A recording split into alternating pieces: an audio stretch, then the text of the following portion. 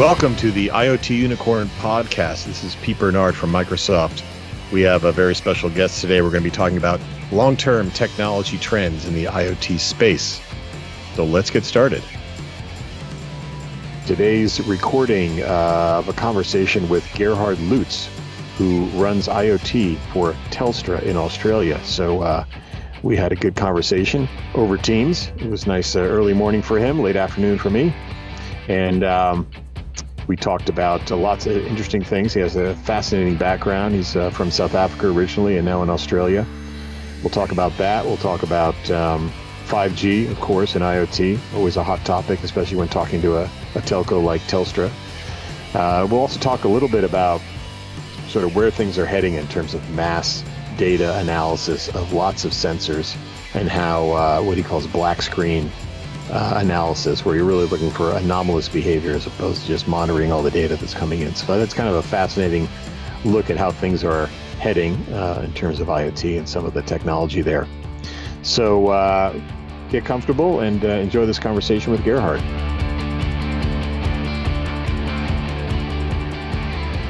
So Gerhard, thanks for joining us. I know it's bright and early in Australia, and it's kind of late afternoon here and in beautiful Redmond, Washington. But I appreciate the time, and I know we actually saw each other, I think it was a couple of weeks ago now at the IoT Summit in Redmond. And I know travel these days is a little bit more complicated, so we are leveraging Teams technology to have this conversation, which is good, as are many Microsoft employees this week and next week. But cool, yeah. So thanks for joining us.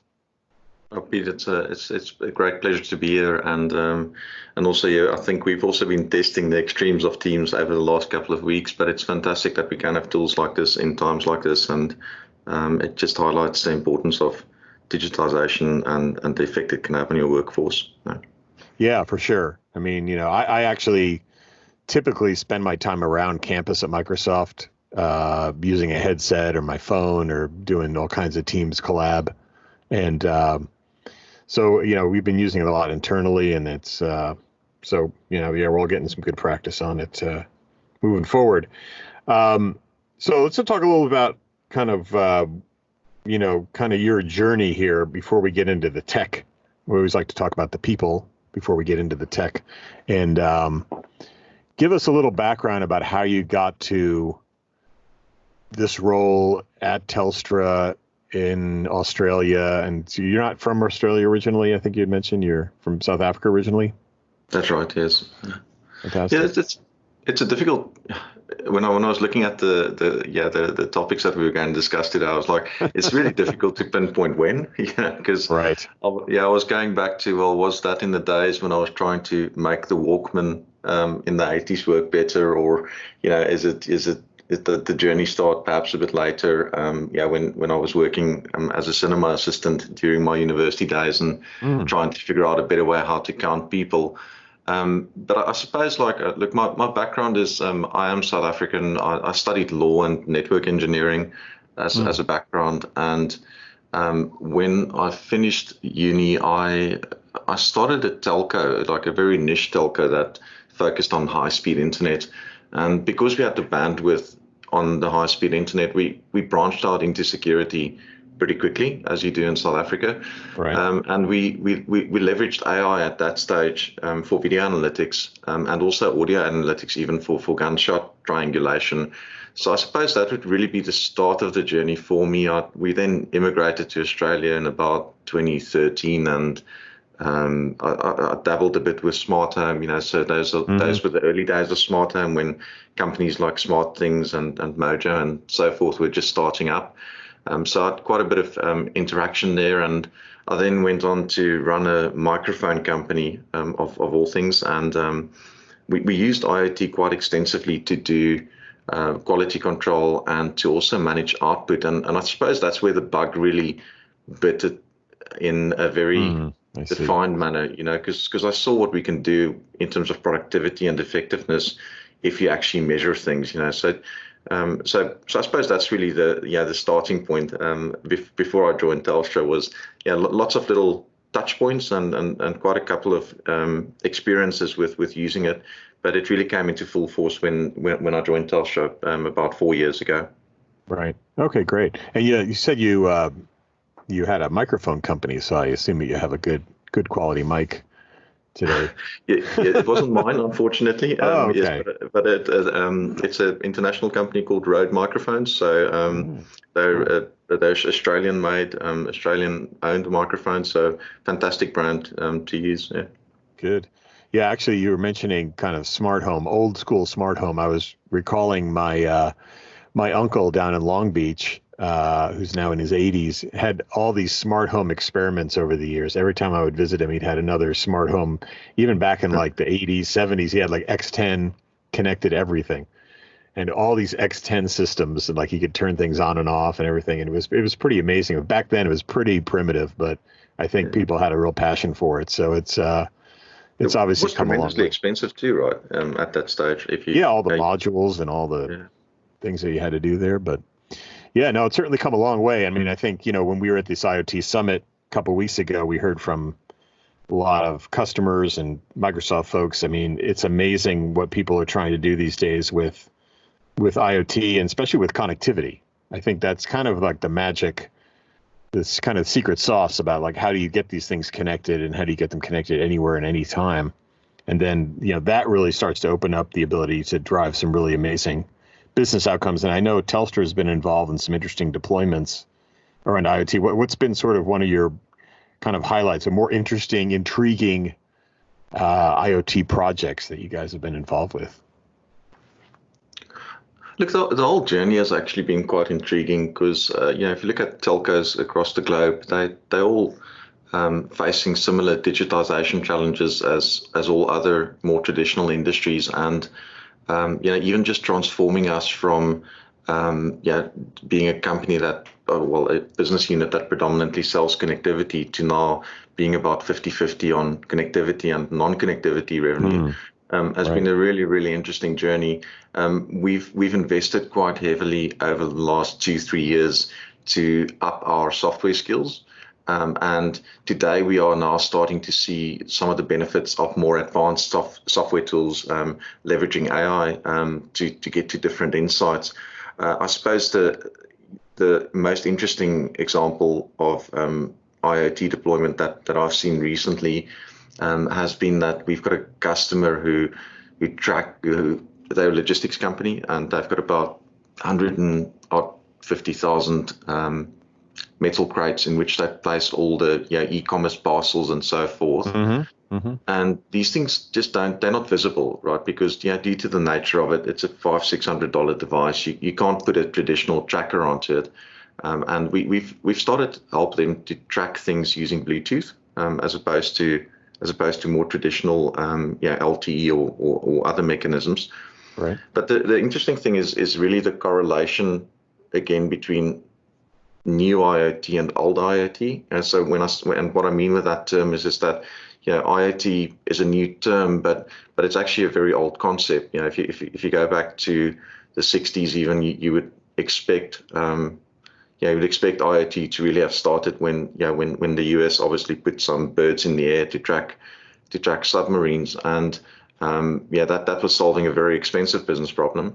And you fast forward a bit to the 80s, and telematics starts coming out, and these days we use essentially the same type of technology to track cats and dogs. And but the correlation between the old and the new is that back in the middle 2000s, when we started playing with video analytics, one of the biggest problems that we picked up was that you can put more cameras up, but the human mind and eyes can really only concentrate on 4 cameras at a time. And at that stage, the concept of black screen monitoring came out, where you don't have people looking at a camera, but you use video analytics to determine when something goes wrong on that camera. So what the operators would look at would only be a black screen, and if something goes wrong, you then start popping up the exception, as opposed to monitoring every single camera the whole time. And we've seen something similar now in some of the data sets. So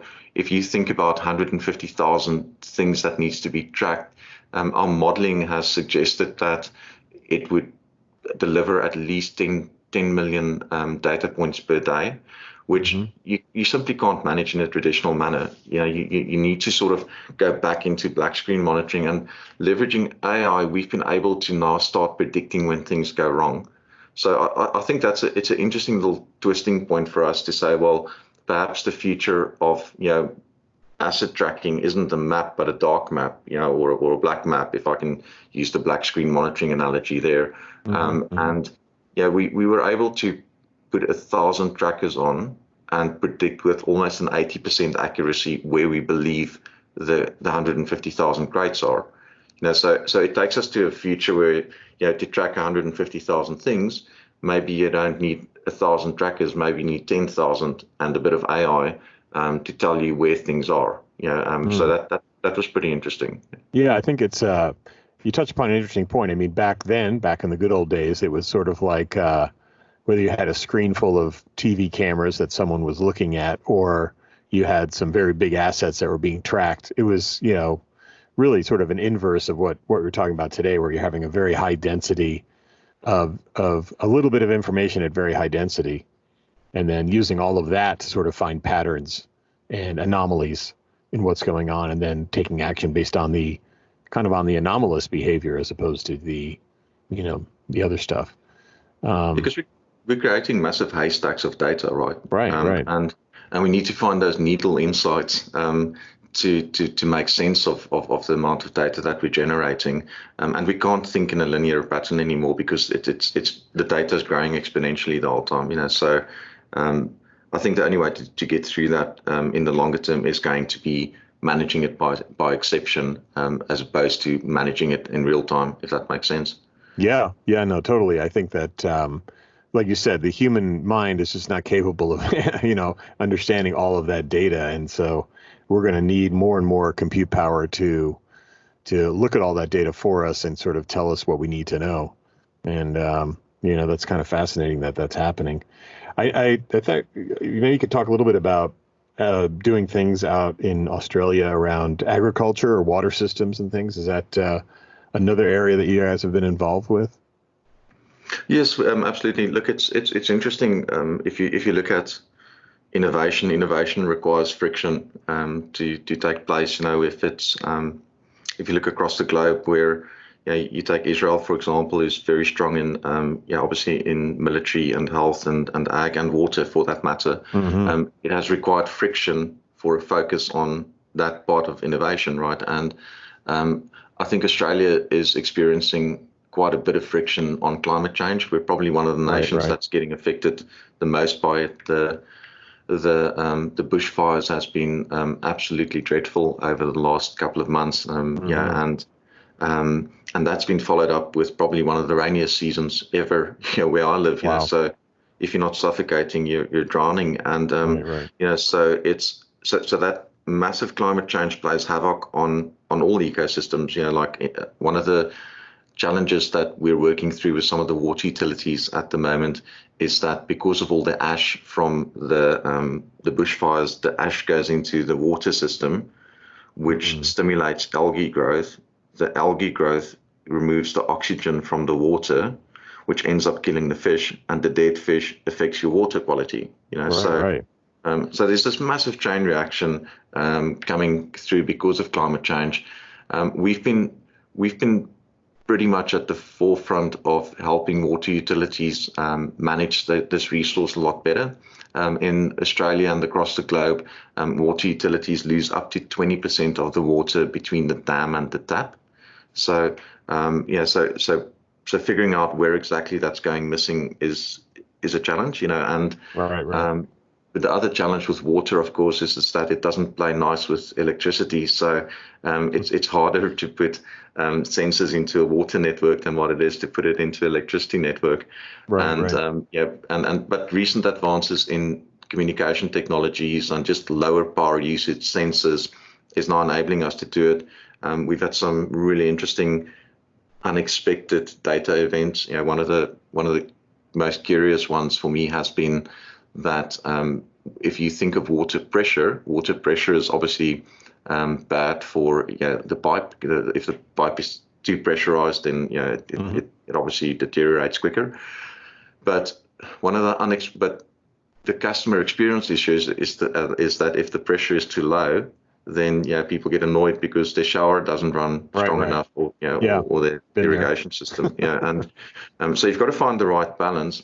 And the curious side effect that we got when we started measuring pressure in the pipe system was that at sometimes the pressure is unnaturally high. And if you think of what is required to generate pressure, it's actually you need a pump, right? And running a pump when you don't need that amount of pressure means that you're consuming electricity unnecessarily. So we're actually saving a bit of electricity now also by making sure that the pressure in the pipes aren't too high. So there's quite a bit of water work on the agricultural side. We're quite involved with the supply chain side of things. There's obviously an increased need across the globe for proof of origin in terms of livestock and also produce.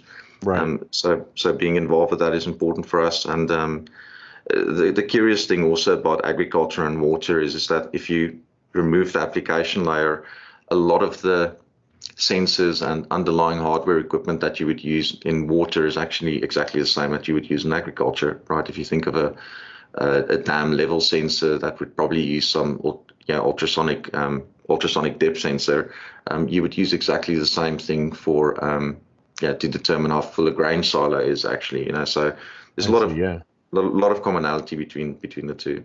Yeah, no, I think it's fascinating. I mean, it's you talk about agriculture. I mean, it's probably a whole other topic. I was talking to someone the other day. I mean, agriculture has been innovating in terms of automation since like the invention of the cotton gin. I mean, it's been 100 years plus of innovation with agriculture and trying to automate things and get more data to do better with water flow and not watering too much and not watering too little. And so I think it's fascinating, especially when you talk about high density sensor networks and then looking for anomalies like too much pressure or too little pressure. That whole system must be quite a complex thing to design and deploy. How does that change, do you think, over time? I mean, obviously we've changed a lot in the last 100 years. We're going to get these high density networks going. I mean, do things change in the next kind of 5 years, 10 years? What are some of the break points, I think, that you're thinking about in terms of getting to the next level for these kind of IoT driven outcomes? Yeah, I think sort of, the interesting pattern here is that how much software is just evolving. If we think of even Teams, let's take Teams, like this didn't really exist a couple of years ago, right? And right. The functionality of this as a blank canvas is tremendous, right? I mean, I was even sitting this morning trying to, I was just, while we were setting this call up, thinking about, well, when you're in an office space and you need to log that the light is out, historically you would think linearly about putting a microphone down somewhere in the office.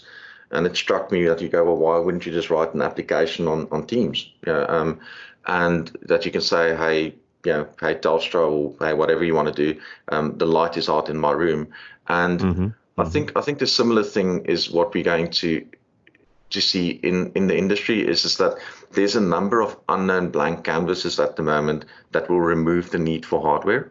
And in the next 5 years, I think the blank canvases like Teams or Power BI or whichever tool set currently exists is going to change the way we think about it. Because ultimately, if you think about IoT as making a business better or a home functioning better, there's a very natural self-correlation component to it, where if it's too expensive, the problem doesn't get solved, right? So, right. So I think in the next 5 years, what we will see is the reusability of existing things a lot, and taking that a little bit further. And I think also when we assess where we are on this journey, it's very early days, right? I mean, we're all still trying to figure out exactly which tool do we use where, and we're making mistakes at the same time. But I think in 5 years' time, what we will see is a more general adoption of this. We're certainly seeing it in the number of connections that we're connecting at the moment. It's accelerating at a rapid pace. So that would definitely suggest that we'll see more things connected. But I think the shift that we will see is the reusability of existing connections, and the effect that will have on bringing down the price to solve the problem. Yeah, it reminds me of some of the software development that's happened and evolved over the past, decades. I mean, back in the day, I used to work at Phoenix Technology, which is a BIOS company. We programmed in assembly language, and we put bits and registers and all that good stuff.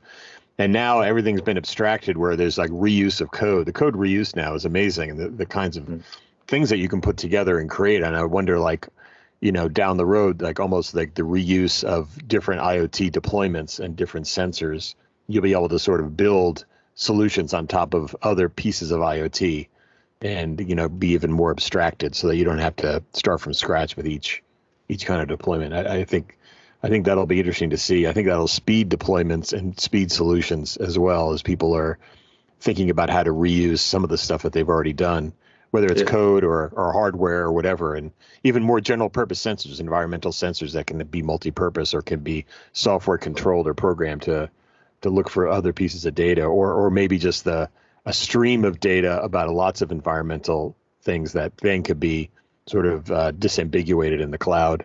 I think you're right. I think the reuse thing is kind of interesting, and certainly the tools that we have today, like you said, with Teams or these other things, it is a blank canvas. Like, we see customers that are deploying IoT solutions for a very specific reason, and then it's sort of like then the imagination starts to say, oh, well, can I also solve this problem and this adjacent problem and then this adjacent problem, and then it creates friction, I guess you would say, to innovate even more to solve that next adjacent issue, right? So it seems like we're sort of on that road, for the next long period of time, I guess hopefully the next decades.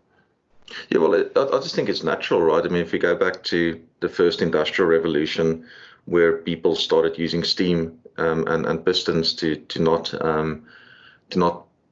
have to carry water around, to start pumping water out of mines, we're still using that piston today, right? There's no real difference in the engineering behind the piston. And I think we build on top of each other. I was even, when you were talking about assembler, I was going, yes, I looked at that when I was 16 and I went, geez, like those guys were clever, and because I started coding on Pascal, and sure. Pascal was already built on assembler, and then you fast forward to Delphi, and Delphi is a bit more elegant, and then Ruby on Rails is even more elegant. And I was fascinated the other day, one of our really smart AI guys, I was just sitting there and we were playing around with a camera, and we asked him whether he can count how many people are crossing the pedestrian crossing on a red light, and he did it in 20 minutes. Wow. And having done that before, in 10 years ago in South Africa with video analytics, that was a couple of months previously. Yeah, I was going to say that's a multi-month project years ago. And now you can go up to Azure and get some sample code and some sample solutions and, drag and drop and click a few things. And now you've got a pretty smart AI solution. No, absolutely. So I always say to my guys, because we're starting to get a bit older, I'm telling them that our biggest skill we can work on is probably just our personality at this stage, because it's definitely accelerating. People skills, exactly. Yeah, my daughter's actually coding in Python. She's taking a class in high school. She's 15, and there's all these tools and all these libraries and all these functions that she can use, to build stuff. Pretty advanced stuff pretty quickly. So I think that'll be interesting to see as certain companies start to deploy things. They'll be able to reuse that infrastructure and that code and those platforms and do more and more things. So I think that's definitely a big trend. You've been listening to part 1 of my conversation with Gerhard Loots, who runs IoT for Telstra. In part 2, we'll be talking about autonomous systems, robots, and 5G. Stay tuned.